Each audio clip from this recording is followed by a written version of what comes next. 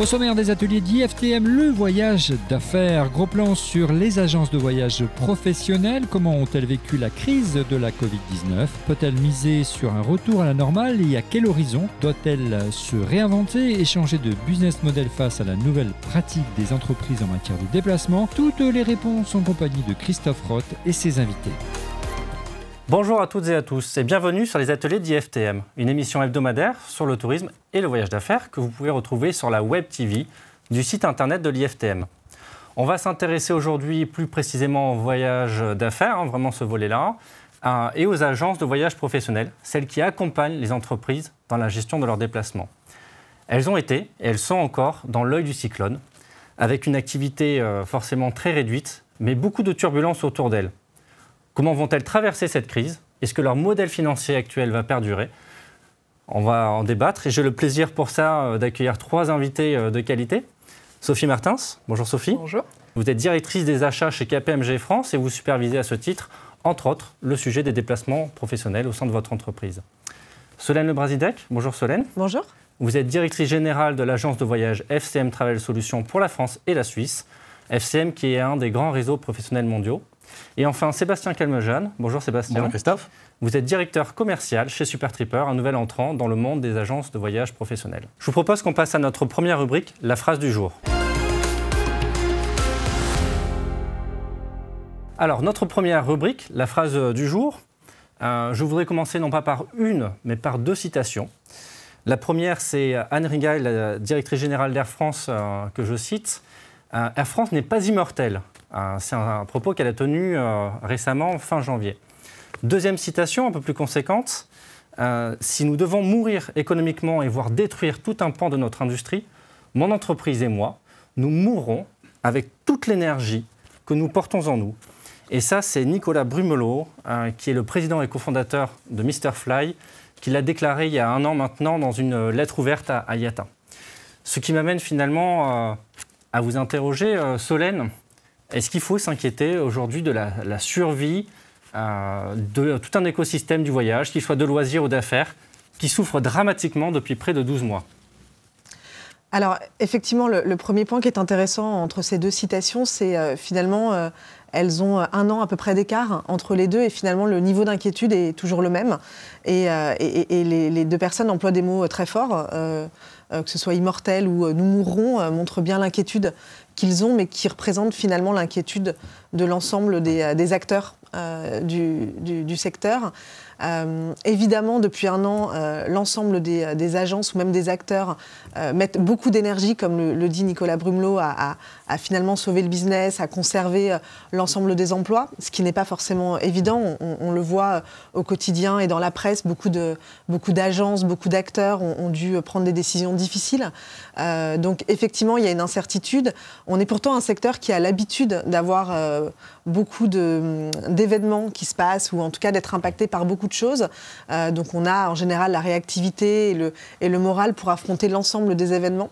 La différence avec celui-ci, c'est le manque de visibilité, et ça génère et ça engendre encore plus d'inquiétude et de frustration chez l'ensemble des acteurs, évidemment les dirigeants, mais aussi l'ensemble du personnel qui peut travailler pour le voyage, que ce soit loisir ou le voyage d'affaires. Merci Solène. Sébastien, finalement, les agences, comment est-ce qu'elles ont accompagné leurs clients ces 12 derniers mois ? Merci Christophe, très bonne question. Situation exceptionnelle, organisation exceptionnelle. Tout le monde a été sur le pont. On l'a vu avec le premier confinement. Il a fallu rappeler les clients, rembourser, annuler. Donc il y a eu une activité très très forte. Et dans un second temps, il a fallu s'adapter à cette situation qui était nouvelle pour tout le monde. Quid des ouvertures ou non des frontières ? Est-ce qu'il faut un test ou pas PCR ? De communiquer énormément auprès de nos clients par rapport aux nouvelles règles, même des fournisseurs, qui ont nous amené beaucoup plus de flexibilité, que ce soit les compagnies aériennes, les hôtels avec de l'annulation au dernier moment. Donc la communication a été très importante. Et le troisième point a été de s'adapter et d'accompagner les clients sur une nouvelle organisation, avec besoin de beaucoup plus de visibilité, de reporting, de data. Comment allons-nous préparer la sortie de cette crise ? Donc la relation a été et est toujours très forte avec nos clients aujourd'hui. On a un devoir de les accompagner et on continue de les accompagner. Merci Sébastien. Je me tourne maintenant vers vous, Sophie. Pour une entreprise comme KPMG, finalement, dans ce contexte de crise, de crise sanitaire, est-ce que les annulations de voyages ont été un vrai sujet pour vous ? Oui, alors nos taux de service après-vente chez KPMG en temps normal est déjà assez élevé. Et c'est vrai que les mesures gouvernementales et notamment l'arrivée du confinement a généré un pic des annulations chez nous avec près de 800 demandes de remboursement rien que sur le mois de mars à traiter par l'agence. Donc l'agence a été énormément sollicitée à la fois par les collaborateurs dans l'accompagnement à la gestion de leurs démarches et aussi par l'équipe de Travel Management pour nous aider à piloter les différentes actions à mettre en place.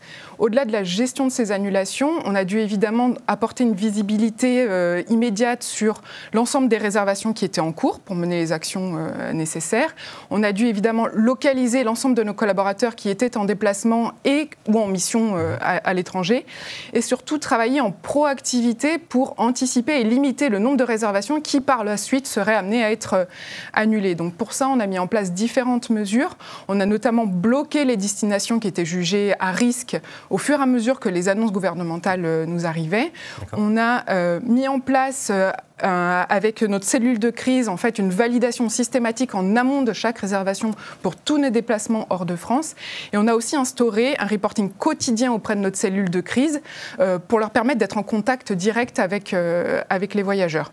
Donc nos préoccupations, elles étaient vraiment tournées autour de la sécurité des collaborateurs, évidemment, aussi de leur satisfaction sur les moyens qui étaient mis à disposition aussi pour les accompagner dans leur démarche.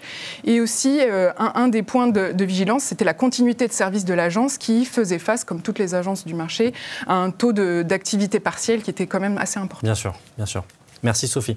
Solène, finalement, on le voit, il y a encore beaucoup d'incertitudes qui persistent, les restrictions, elles évoluent d'un jour à l'autre. On imagine que tout ce travail autour de la gestion des annulations et des modifications reste très important pour une agence comme la vôtre. Est-ce que ce travail, finalement, il génère des revenus pour une agence comme FCM ? C'est une très bonne question et effectivement, comme le disaient Sébastien et Sophie, on a eu la même vague de demandes d'annulation, de modification en mars, avril l'année dernière. On a eu ensuite une reprise un petit peu des commandes sur l'été et puis à nouveau des annulations avec la seconde vague. Depuis, on sent que le niveau de confiance est un petit peu altéré, donc c'est une vague moins importante, mais effectivement, on a l'impression de passer notre temps à faire. Oui. Et puis à défaire. Donc évidemment, ce système n'est pas du tout rémunérateur, parce qu'aujourd'hui, même si on applique des frais sur de l'annulation ou de la modification, déjà, ce n'est pas très engageant pour l'avenir de traiter des annulations. C'est beaucoup plus positif d'avoir des demandes de réservation. Mais ce qui est important aussi, c'est de comprendre comment se rémunère une agence. En fait, aujourd'hui, chez FCM, on a un système qui est assez basique. Il était exclusivement jusqu'à maintenant, je dis jusqu'à maintenant parce qu'on est justement en train de le modifier, on en parlera peut-être un petit peu plus tard, mais on est exclusivement sur des frais de transaction. Donc quand le client voyage, on applique un frais en fonction de la typologie, en fonction du online ou du offline, mais on a vraiment un modèle basé sur des frais de transaction. Merci Solène. Sébastien, les relations entre les distributeurs que vous êtes en tant qu'agence de voyage et les fournisseurs que sont les compagnies aériennes, les hôtels, les loueurs, est-ce que ces relations aujourd'hui, elles sont tendues ? Très bonne question. Les relations existent depuis longtemps, même si nous sommes un jeune acteur de 5 ans, que ce soit en direct ou à travers le consortia qui s'appelle Manor. Les relations étaient plutôt très bonnes, elles restent bonnes aujourd'hui. Et je pense que les acteurs, même s'ils étaient en difficulté, ont été en difficulté, compagnies aériennes, location de voitures et autres, ont vraiment joué le jeu parce qu'on a des clients communs et ils ont été très réactifs. On peut prendre l'exemple dans l'aérien d'Air France qui a remboursé, qui a joué le jeu, et même du low cost, EasyJet aujourd'hui qui est allé au-delà. Donc certains ne sont pas allés au bout et on retiendra la leçon dans le futur, mais globalement, c'est plutôt assez positif. Et ça renforce nos liens pour demain avec ces acteurs qui sont dans le même bateau que nous et qui ont envie de s'en sortir. Donc, au-delà des acteurs, je pense que ça a aussi renforcé la relation avec nos clients sur le long terme et ça a renforcé la confiance qu'on avait avec nos partenaires aujourd'hui. Et on voit qu'une agence, c'est très important, que ce soit en cas de crise ou non. Oui. Sophie, avec ce besoin d'accompagnement et d'après-vente qui est vraiment omniprésent, on l'a vu, diriez-vous que le rôle de l'agence de voyage, il s'est renforcé ? Est-ce que c'est la fin, quelque part, du fameux leakage ? Alors, je pense en effet que l'année écoulée et le contexte qu'on a tous vécu a permis de rappeler l'importance du rôle de l'agence auprès de ses clients et peut-être même de démontrer où était sa vraie valeur ajoutée. Alors, on parle beaucoup des bénéfices liés à avoir le meilleur outil de réservation en ligne ou à accès vers le digital, mais je pense que dans certaines situations, ça ne remplace pas l'accompagnement humain auprès du client. On a tous eu, dans ce contexte de crise, eu un besoin urgent en termes de reporting renforcé, eu besoin de reparamétrer nos outils et nos politiques voyage, ou encore d'avoir de l'information au quotidien en push, tellement les choses évoluaient vite. Donc en ça, le rôle de l'agence reste critique. De là à dire que c'est la fin du leakage, je pense qu'on est beaucoup à l'espérer. On a tous en tête les enjeux en termes de coûts et notamment de manque à gagner pour les entreprises du fait de la non-application des accords cadres. Mais je pense que ce point est, in fine, très peu, voire pas maîtrisé du voyageur au final. On a tous dans les entreprises les voyageurs qui trouvent toujours moins cher sur Internet parce qu'ils ne compare pas les mêmes conditions de voyage ou parce qu'il n'a pas la notion de ce qu'est le yield management ou tout simplement parce qu'il ne voit pas les remises de fin d'année qui sont reversées à l'entreprise du fait de ces accords cadres. Donc, au-delà de ça, je pense que sur ces points-là, il y a matière à communiquer davantage pour réduire le leakage. Au-delà de ça, on a surtout en ce moment en tête les obligations de duty of care et de sécurité des voyageurs. Et je pense que la crise a permis de faire prendre conscience que c'est vraiment une priorité conjointe. C'est le collaborateur qui, en respectant les politiques et les procédures de son entreprise, permet à ce dernier de sécuriser son déplacement. Et je pense que là, on a convaincu quand même pas mal d'habitués du hors-process, on va dire. Et sur une toute autre dimension en faveur de la réduction du leakage, on a les aspects RSE avec des objectifs ambitieux qui vont être fixés par les entreprises et la maîtrise de l'atteinte de ces objectifs ne sera possible que si les réservations se font via les canaux officiels. D'accord. Donc, on a une tendance qui va vers la réduction du leakage. C'est un travail qu'on doit faire en commun avec nos agences. Oui. En revanche, je pense que c'est quand même une priorité qui s'inscrira sur la durée. Merci Sophie. Alors on le constate, les agences ont joué un rôle vraiment central. Elles ont su démontrer à leurs clients leur utilité. Pour autant, leurs revenus sont vraiment très faibles. Analysons les impacts dans notre deuxième rubrique, en chiffres. On découvre ensemble notre deuxième rubrique, en chiffres. Et je vais partager avec vous quelques statistiques qui montrent l'ampleur de la situation. Moins 70 et jusqu'à moins 95%, c'est la fourchette d'évolution des transactions gérées par les agences de voyage en 2020 par rapport à 2019. Un tiers, c'est la part moyenne des revenus des agences issus des frais payés par les clients entreprises. Et 66%, c'est la proportion des travel managers qui sont favorables à un changement de modèle financier selon un sondage mené par l'IFTM avec CDS. Ces chiffres, ils démontrent, s'il en était encore besoin, l'impact sur l'activité des agences et par ricochet sur leurs revenus. Sébastien, toutes les typologies de voyages ont été impactées de la même façon ? Non, et la taille de l'entreprise et l'organisation de l'entreprise va jouer énormément. On peut scinder en deux les grandes entreprises du CAC 40 et même autres qui ont mis en télétravail tous leurs collaborateurs et ont gelé les déplacements pour plusieurs mois. D'un autre côté, on a des entreprises plus petites, des PME ou des ETI, qui représentent un peu la majorité de nos clients, qui ont besoin de se déplacer en France. Bon, on a eu différentes périodes avec des reprises septembre-octobre pour aller voir leurs clients. Donc on a vu beaucoup de réservations de trains, beaucoup de réservations d'hôtels et de l'international quand c'était possible pour se déplacer.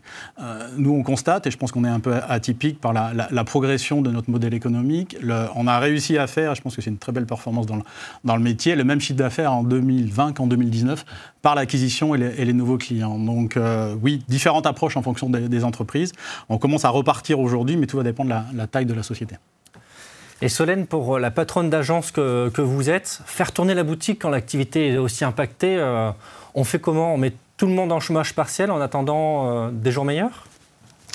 Alors non, on ne met pas tout le monde en chômage partiel. Effectivement, comme le disait Sébastien, je pense que sur l'ensemble des agences, on a continué à avoir un minimum d'activité en fonction de la typologie client et de la typologie aussi de déplacement.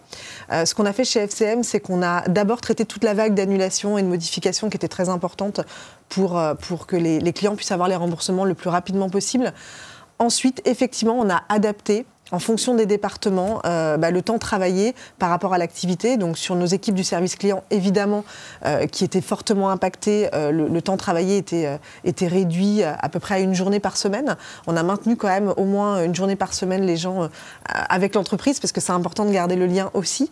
Et puis au niveau de certaines équipes, comme l'implémentation ou l'équipe commerciale, ils ont travaillé en fait pratiquement normalement parce que comme Sébastien, on a eu la chance de continuer à avoir des projets d'implémentation pour pouvoir démarrer des nouveaux clients. Donc la réponse c'est on s'adapte effectivement à l'activité et à nos clients.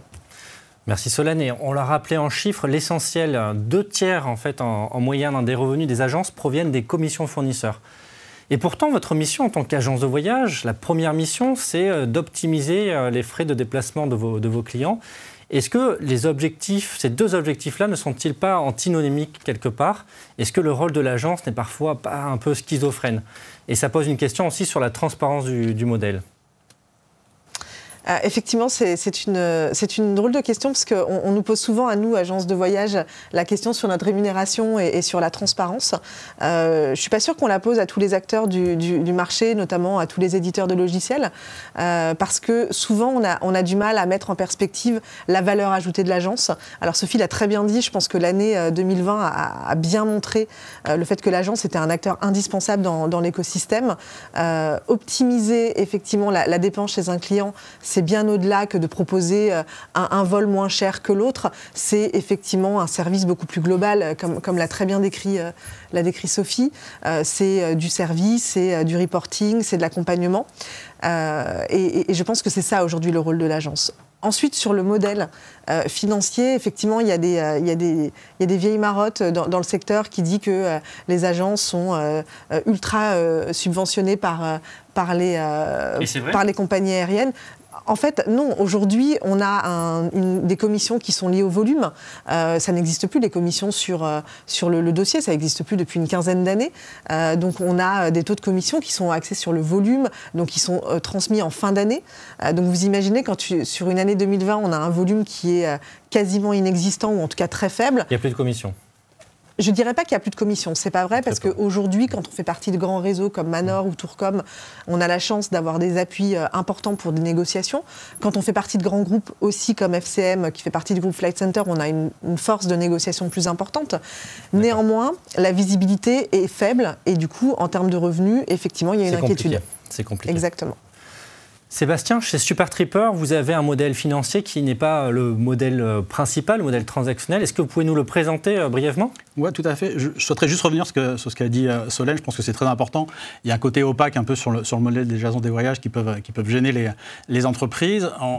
On a vu depuis des années, c'est la chasse aux coûts bas et aux transactions très très basses.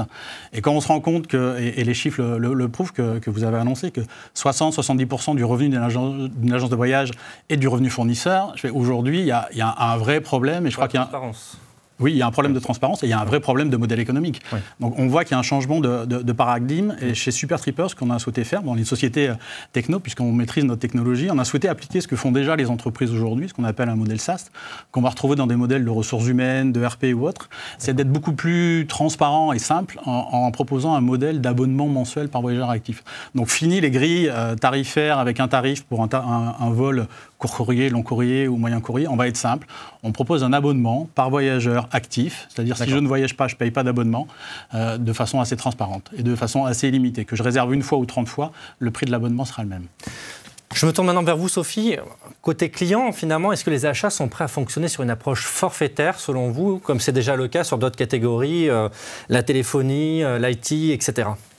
Alors, on ne va pas se le cacher, le modèle des transaction fees est quand même plus confortable pour le client puisqu'il permet d'adapter la dépense à la consommation réelle, alors que sur d'autres catégories d'achats, sur le modèle d'un coût récurrent contractuel, on a dû contacter nos fournisseurs pour s'adapter au contexte. Donc si on était sur un modèle forfaitaire avec les agences, il y a de grandes chances que notre approche aurait été la même.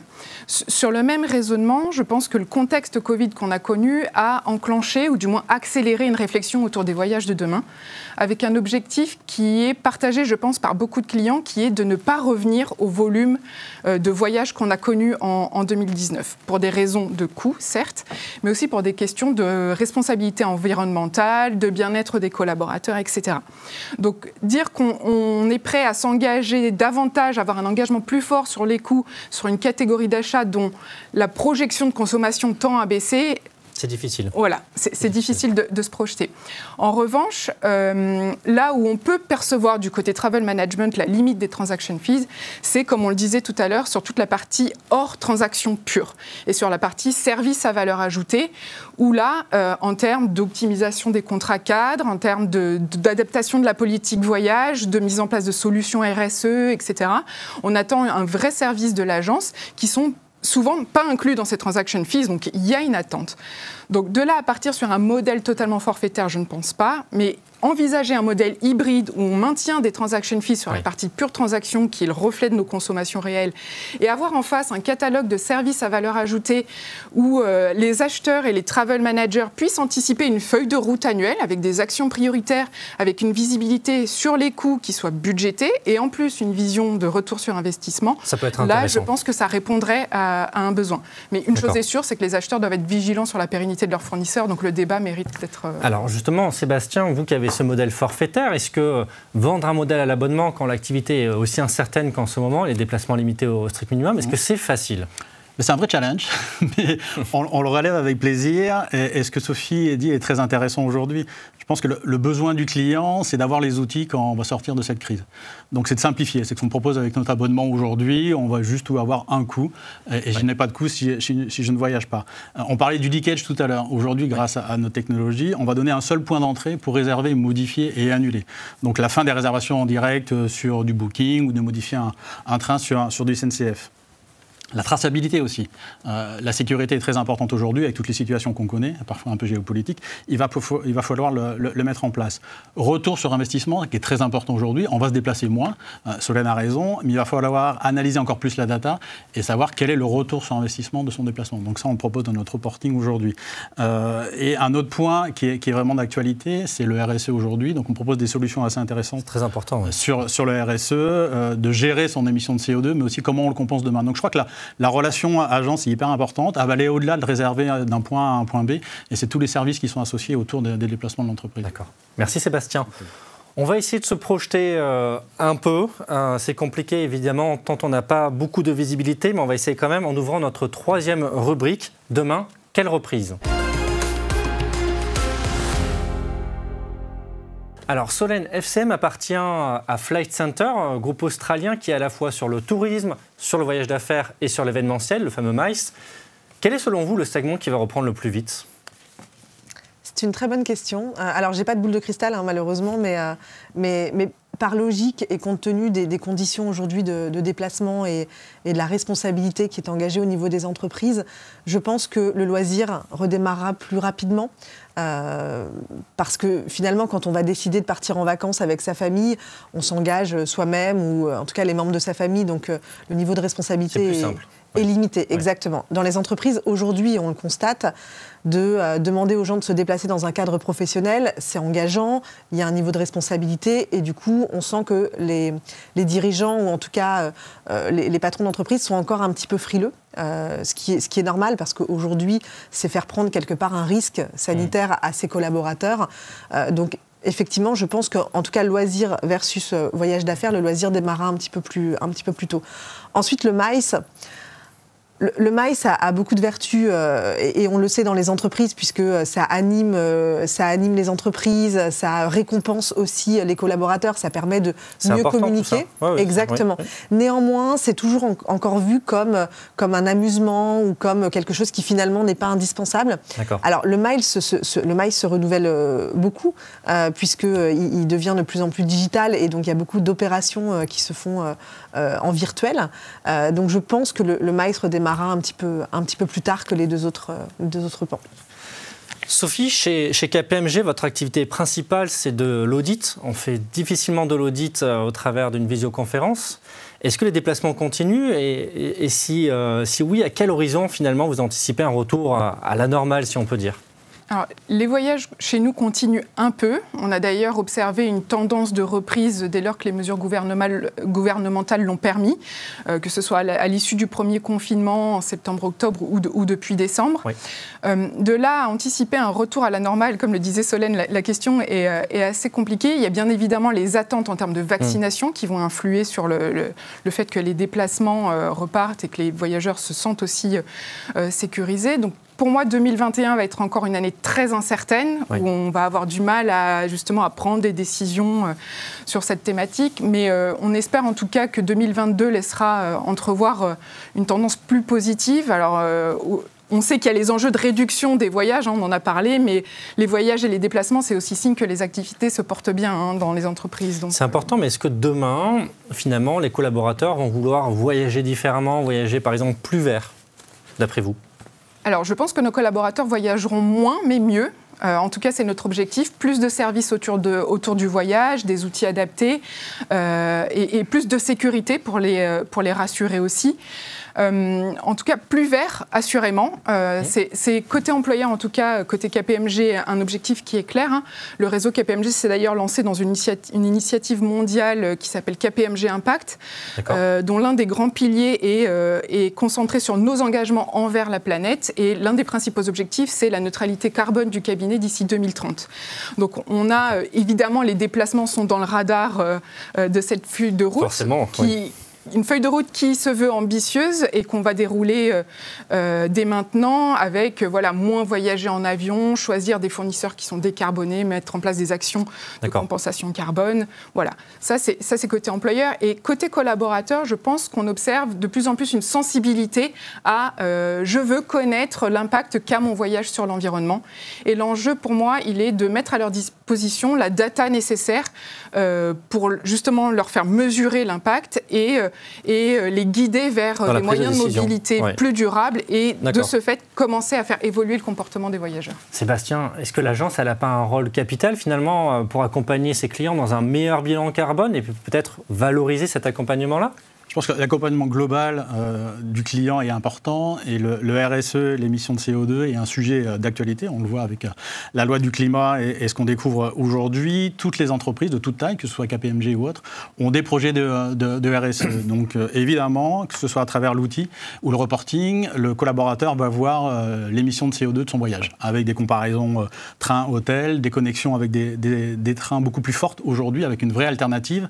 Et chez Supertripper, on est même allé au-delà aujourd'hui, parce qu'on est des premières agences à proposer une compensation directement en ligne, avec un acteur que vous connaissez bien, qui est l'association Good Planet, de Yann Arthus Bertrand, où vous pouvez compenser directement en ligne, en fonction de votre hôtel, de votre avion, sur des projets de Good Planet, avec un certificat qui va arriver à chaque fin de mois, pour savoir sur quel projet vous avez participé. Donc oui, c'est un vrai sujet. Oui, l'agence va accompagner ses clients, et de plus en plus aujourd'hui. Solène, finalement, la solution ne serait-elle pas celle évoquée plutôt par Sophie, c'est-à-dire un modèle hybride qui permette d'avoir des services forfaitaires et des frais transactionnels ? Oui, effectivement, moi je partage l'avis de Sophie sur ce sujet. Comme je vous le disais, chez FCM, on était avant sur un modèle uniquement transactionnel où toute cette valeur ajoutée, la compte management, le reporting, le conseil était un petit peu splitté sur les transactions. Et cette année 2020 et la crise nous a fait beaucoup réfléchir, bien évidemment, à notre modèle. Et on s'oriente aujourd'hui vers ce modèle hybride où, évidemment, on ne peut pas changer la partie frais de transaction parce que ça amènerait beaucoup de modifications chez nos clients. Et aujourd'hui, comme le disait Sophie, ils ne sont pas encore complètement prêts à avoir que des budgets en centrale. Oui. Néanmoins, d'avoir un système hybride, c'est effectivement ce vers quoi nous, on tend chez FCM. Alors une chose est sûre, c'est que les entreprises, elles auront besoin plus que jamais des agences pour préparer une reprise. On l'a dit, on attend cette reprise de façon progressive à partir de septembre, un peu dans le sillage de la reprise des loisirs. Mais les agences, est-ce qu'elles passeront toute la crise ? Finalement, c'est une vraie question sur le paysage des agences post-Covid. Et c'est notre 4e et dernière rubrique, le monde d'après. Alors pour terminer, une question commune à mes 3 invités. L'agence de demain, finalement, a un horizon qui peut être à 3, à 5 ans. Elle ressemblera à quoi, selon vous ? Est-ce qu'elle sera plus humaine, plus techno ? Est-ce qu'elle fera du sur-mesure ? Est-ce qu'on verra arriver de nouveaux acteurs, comme notamment certains des GAFA dont on a beaucoup parlé ? Est-ce que l'agence offrira aussi de nouveaux services, comme la visioconférence, pourquoi pas, la compensation carbone ? Est-ce qu'elle s'autofinancera en se rémunérant indirectement ? Bref, beaucoup de questions sur le devenir des agences et je vais vous donner la parole, peut-être en commençant par vous, Sophie. Pour moi, l'agence de demain, elle s'appuiera inévitablement sur de la technologie dont elle sera propriétaire ou qu'elle revendra, mais qu'en tout cas, elle devra impérativement maîtriser. Ça, c'est vraiment une priorité pour plus d'impact, plus d'efficacité et plus de transparence pour le client. Je pense qu'une des priorités des agences doit être tournée autour de la data analytics. Les enjeux de reporting, on en a parlé tout au long de ce débat, vont devenir de plus en plus importants et c'est vraiment une attente de la part des clients. Je pense que l'agence de demain, elle doit se démarquer, comme on l'a dit, par son offre et ses propositions de services en termes de valeur ajoutée pour répondre aux ambitions des clients. Que ces ambitions soient liées à la réduction des coûts, à la politique RSE ou à l'évolution de sa politique voyage. On doit s'inscrire dans une démarche d'amélioration continue, je pense, avec des objectifs et des ambitions qui soient partagés. Des jalons, finalement. Exactement, et que des objectifs qu'on se fixe sur la durée et qu'on suit, qu'on pilote et qu'on atteint. Peut-être pour sortir justement de cette simple relation. Alors, on sait que le travel dans les entreprises est un sujet très critique, très politique, etc. Oui. Et je pense que la relation entre le client et son agence doit sortir de la relation client-fournisseur, mais plus s'inscrire dans une démarche de partenariat pour justement, avec cette notion de coût, ne plus voir les services de l'agence comme un coût, mais plus sous le prisme de les bénéfices qu'en tire mon entreprise sur tous les services que m'offre l'agence. Merci Sophie. Sébastien, votre vision de l'agence de demain ? Je rejoins Sophie, c'est Super Tripper. Non, la vraie différence, je pense que ça va être la technologie. Et aujourd'hui, maîtriser sa technologie, c'est le gros point différenciant par rapport aux autres acteurs aujourd'hui, parce que comme le dit très bien Sophie, aujourd'hui un client c'est plus un partenaire différent en fonction de sa structure, de son organisation, donc c'est de construire avec lui quelque chose qui va correspondre à son besoin, que ce soit dans le data, dans le reporting. L'indépendance pour moi c'est très important aujourd'hui, d'être une agence indépendante et pas justement de dépendre d'un revenu fournisseur ou autre. La transparence c'est très important, comme le disait Solène, il y a beaucoup de rumeurs autour de l'agence de voyage, je prends des markups à droite, à gauche, nous on est assez transparent quand on va envoyer une confirmation par exemple de réservation Air France, on va voir tous les frais que propose la compagnie aérienne, on ne va pas rajouter de markup derrière. Ça c'est une vraie volonté. De rajouter du service, oui, parce qu'on a des réunions régulièrement avec nos clients pour faire évoluer notre système. La dernière nouveauté, on en a parlé, c'est le RSE. Demain, ça va être rajouter le maximum de services sur une plateforme pour qu'on puisse réserver jusqu'au ticket de métro, son parking ou même sa trottinette électrique. Donc c'est d'avoir une offre globale, d'accompagner encore plus, mais c'est vraiment un service à la carte. L'entreprise est prête à payer aujourd'hui, mais pas du 4-5% de son budget voyage, un coût d'agence qui est aujourd'hui chez nous de 2%, mais est prêt à investir si on l'accompagne dans la bonne direction, avec les bonnes datas, les bonnes analyses, et surtout un outil qui peut se déployer sur tous les bureaux et sur tous les pays. Merci Sébastien. Et pour terminer, Solène, votre vision de l'agence de demain ? Moi, je suis relativement d'accord avec Sophie et Sébastien. Je pense qu'il ne faut pas opposer la techno et l'humain. Je pense que c'est vraiment la fusion des deux qui fait que l'agence est performante et elle répond complètement aux besoins des clients. Alors nous, on a un modèle un petit peu différent de celui de Super Tripper sur la partie techno, puisqu'on a choisi de travailler avec l'ensemble des acteurs, que ce soit OBT ou HBT sur le marché, parce que nous, notre positionnement, c'est de vraiment vouloir répondre aux besoins du client, et on sait qu'aujourd'hui, chaque acteur a des réponses différentes en fonction de l'outil qui est proposé. Ensuite, sur l'agence de demain, je pense que le service, même si aujourd'hui c'est quelque chose de basique, reste essentiel pour nos clients. Le fait d'avoir des interlocuteurs dédiés, qui soient disponibles, qui soient experts, qui soient accessibles, qui puissent renseigner, qui puissent aider les collaborateurs. De la proximité, du partenariat, comme l'évoquait Sophie. Exactement. C'est vraiment un basique et ça fait peut-être un petit peu bateau de dire ça, mais je pense que ce besoin est encore plus présent aujourd'hui avec l'année qu'on a passée. Et du coup, chez FCM, on a vraiment choisi ces deux orientations, que ce soit d'un point de vue produit. Effectivement, Sébastien en parlait sur les normes RSE et tout ce qui est projet autour de la compensation carbone. Aujourd'hui, c'est des choses qu'on doit proposer et sur lesquelles on doit accompagner nos clients. Chez KPMG, il y a un projet ambitieux et effectivement, l'agence va permettre d'accompagner les clients sur cette partie-là. Et l'autre pan sur lequel on a décidé d'investir, c'est vraiment l'accompagnement aussi de nos équipes pour être encore meilleurs demain, pour servir nos clients. Et puis, juste pour terminer, de notre côté, cette année 2020, ça nous a permis aussi un petit peu de réfléchir à qui était FCM, comment nous positionner sur le marché. Et du coup, on a beaucoup travaillé aussi autour de la valeur collaborateurs en interne, parce qu'en fait, on oublie souvent que... il y a un vrai capital humain qui est important.